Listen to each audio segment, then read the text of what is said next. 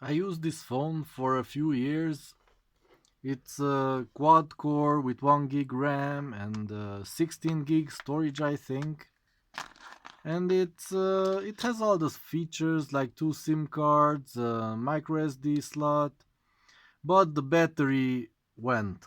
And when the battery goes, you can charge it, you can do whatever you want. It will last for about an hour, and then just that emergency sound and emergency shut off, and it's done. So, what I did, I cut off the electronics of the faulty battery. This will fit nicely here on the phone side. And I got a slightly smaller battery from the same brand. It's like 20% smaller, but this one works fine. It's not bulging or anything. And I'm going to connect it to this electronics. Oh boy. Now I just see that it's very dirty or oxidized, corroded. Yeah, I need to clean that and hook up two wires to the battery lead. I think this will work, connecting basically the battery through electronics. It shouldn't cause a problem, but if it does, then I have a lot of digging to do because these batteries are sealed at the top with some glue, and it's really hard to separate it without tearing the battery leads. So they are soldered directly here, and if you pull on them or something, they come out of the battery. So eh, I don't want to do that. That's why I'm trying this first. So I'm trying to solder these two, the minus, negative and positive, to the battery input of this original electronics. So yeah, wow, I talked for 2 minutes. Let's get to work. So put some solder on the wires, fresh solder on the other end. Wait, what did I do here? Eh, partly covered.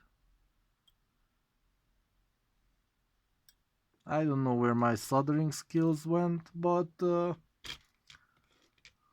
this doesn't have to be perfect. I will put more solder when I connect it to the thing that I want it soldered to. I first put solder, but then I also add more. So this is the positive, and I think I need some paste here. I don't know what it's called. It cleans the surface as it burns. So the positive, yep, it's fine. The positive goes here.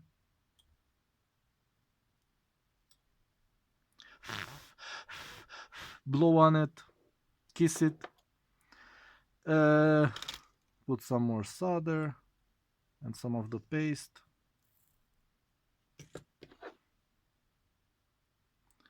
Put it here. This is the negative. Hopefully it doesn't act. It doesn't shut off because of all the heat. Some of these electronics do have a safety mechanism for overheating, and then it may be over. But oh, and also I have to be careful not to short them out. Okay, go more. Why do they want to stay in the same place? Positive and negative. Next thing you know, it will be sparks everywhere. So this is the positive, and yeah, I'll just start soldering there. That should Bit of paste. Let's put a bit of paste there. Let's start soldering the positive, and then be careful where I solder the negative.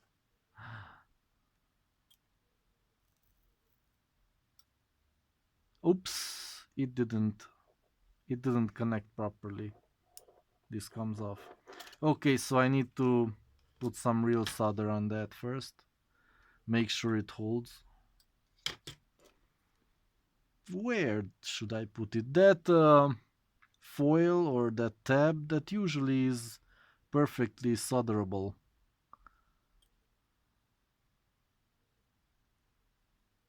Yeah, now it's got it.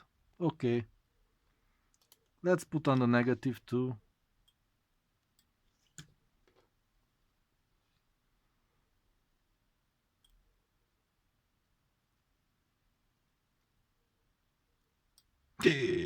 Oh boy, yeah.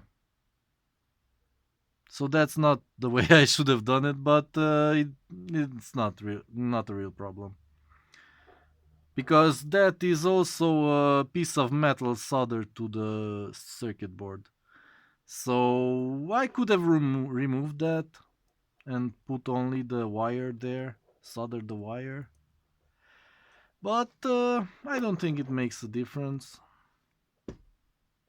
Let's just do this. Nice and easy. And spark? Nope, no spark. Okay.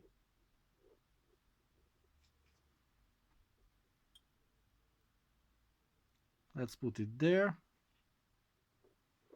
Okay. And let's try out the phone. Can we? We should be able to turn it on. And if that's successful, maybe I will also try to charge it. So like that. Put it in. Like that. And try to start it. And it wants to start. Oh boy! It wants to start. That's incredible. Oh crap. I need to be careful because this one is Android 5.2, 5.0. And if I don't stop the operating system properly, it will just go on and on about optimizing the applications. It basically tries to redo everything, all the configurations or something, checking all the apps. I don't know, but it takes forever, like an hour. So I think that's what it's doing now. If I didn't shut it off properly. No, it's okay. But how can I open it? It's open. Okay. Then what do I do? I need to turn it off. Yep, power off. Okay. Powering off. Okay, so it works. And then I try to charge it while it's shut off. Did it shut off? Yep.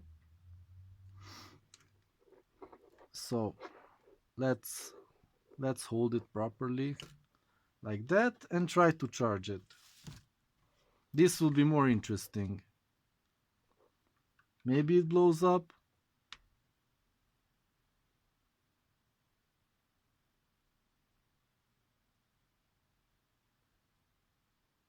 And it doesn't want to charge.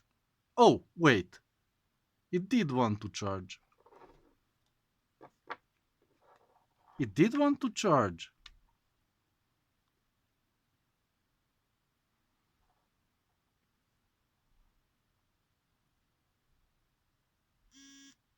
Wait. Yes.